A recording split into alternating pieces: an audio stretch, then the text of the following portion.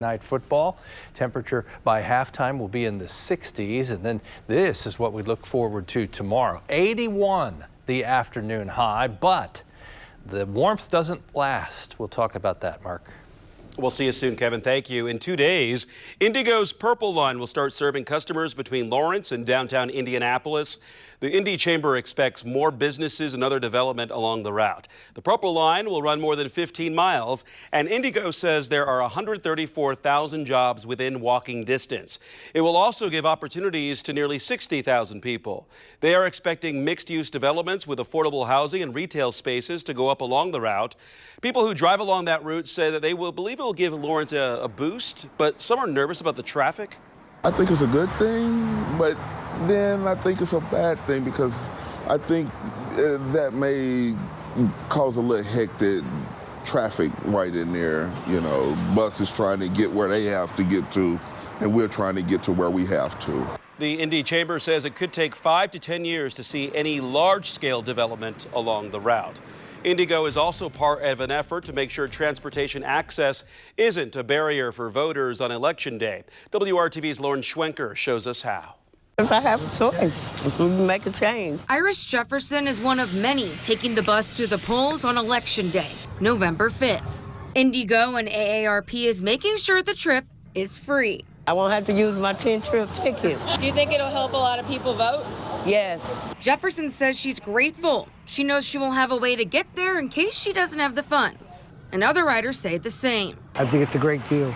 Makes it easy for everybody to get out and vote. And you don't have to wait until Election Day to cast your vote. People are already voting here at the City County building in Indianapolis, one of the locations where you can cast your vote early. We're excited. We're very excited, a little nervous. Maddie Barber and Millie Teppel are first-time voters. We don't live in Indianapolis for college, so while we're home, we wanted to go to the polls. Yep, for fall break and stuff. Marion County says so far this year, more than 3,000 people have cast their ballot. Indigo says bus rides will only be free on Election Day, but it's a service voters like Iris are grateful for. Everybody should vote. Get out and vote. Reporting in Indianapolis, I'm Lauren Schwenker, WRTV. And you can use the Indigo website to plan your trip on Election Day. You can find a link to that in this story at WRTV.com. Well, after starting strong, early voting numbers in Marion County have slacked off in recent days.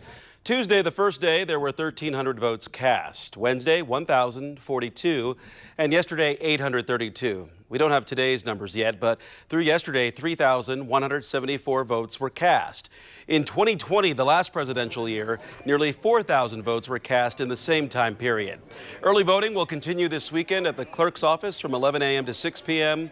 Monday through Friday of next week, the hours are 8 to 5. As you head to the polls this election cycle, you'll decide who you want to send to the U.S. Senate. Senator Mike Braun is giving up his seat to run for governor. Republican Congressman Jim Banks and Democrat Dr. Valerie McCrae, a psychologist and Hoosier native, are seeking to replace him. Both agree that inflation is a major issue facing Hoosiers and the American people, but they have different ideas on how to solve the issue.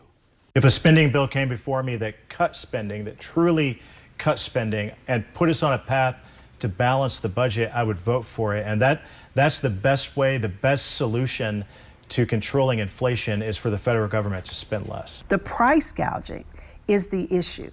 They don't have to charge what they're charging for the products people are needing. They're doing it because they can. And we have to do something about that. You can see much more of their interviews on multiple topics on the WRTV YouTube channel. The Indiana Debate Commission is holding a Senate debate on October 29th, but only McCrae and Libertarian candidate Andy Horning have agreed to participate. As of now, Banks has declined to take part. Still ahead here at 5 on WRTV, Indianapolis is crossing into some new territory when it comes to hosting big sporting events, and it's all happening this weekend. Counting down to the month of May, I'm Brad Brown at the Indianapolis Motor Speedway. The work today will mean a lot as we work toward next year's Indianapolis 500. We'll hear from some of the drivers on track today, coming up. We're spoiled with big-time sports events in Indiana. Just this year, we've experienced the Olympic swim trials, the NBA All-Star Game, and of course the 500. Another fast sport is taking over Carroll Stadium this weekend. WRTV's Todd Simmons tells us all about lacrosse. Some of the world's best lacrosse players are here at Carroll Stadium with one goal: grow the game fast. About as fast as that ball when it's not on the string.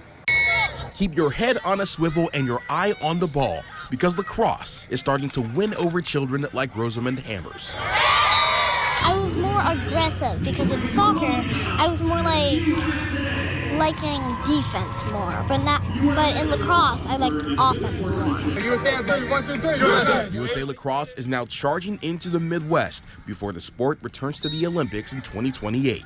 It shows Indy for its first ever USA Lacrosse experience, an exhibition featuring men's and women's national teams.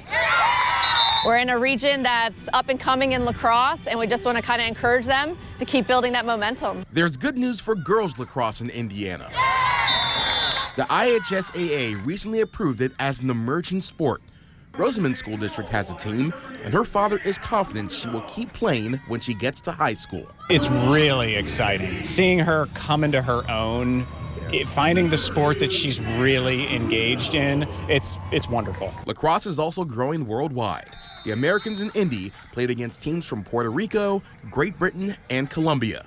Proud Colombian Catalina Gamboa soon became her national team's biggest fan. In Colombia, there is right now like a growing process, so it's not very well known because they're just like growing, starting. Just being here supporting makes a huge difference. If lacrosse catches on in Indiana, some Hoosiers might bring home a gold medal from LA in 4 years. At Carroll Stadium, Taj Simmons, WRTV. Fast-moving sport there. The lacrosse teams will take the field again tomorrow afternoon. You can buy tickets online or at the Carroll Stadium gate. Well, the sounds of May on this fall Friday at the Indianapolis Motor Speedway. Teams getting some important laps on track, just a little more than 200 days from the Indy 500. WRTV's Brad Brown has a look at how IndyCar's new engine is testing drivers a bit more. Every lap is a lesson.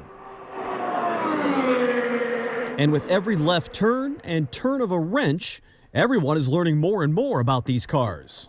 I definitely can feel the weight, the weight difference. I can definitely feel when you deploy the hybrid system and the extra boost it gives. It's a matter now of just really trying to get a balance with the car, with the weight distribution being different, right? IndyCar's new hybrid engines are motoring around the IMS oval, so this week's test runs a little deeper than in recent years. It's overall a bit slower just because you have the weight and some of the drag of the system inside the gearbox.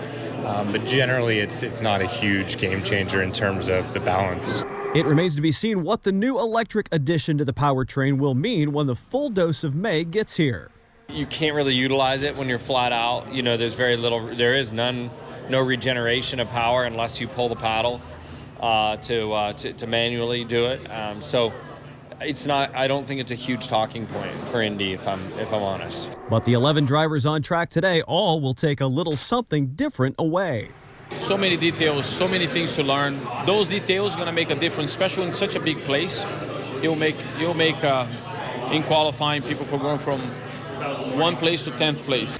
There are still a couple more dates for open tests between now and the start of next season, but the teams will not be back here on the Indy Oval until that open test next April. So a lot of important work being done here today. Coming up tonight on the news at 6, more from the Speedway. Some new drivers in new cars with new teams, and a couple of guys still looking for full-time work in 2025. We'll have that when we come back here to the Brickyard then. At the Indianapolis Motor Speedway, Brad Brown, WRTV Sports. We will see you at 6 o'clock, Brad. Thank you.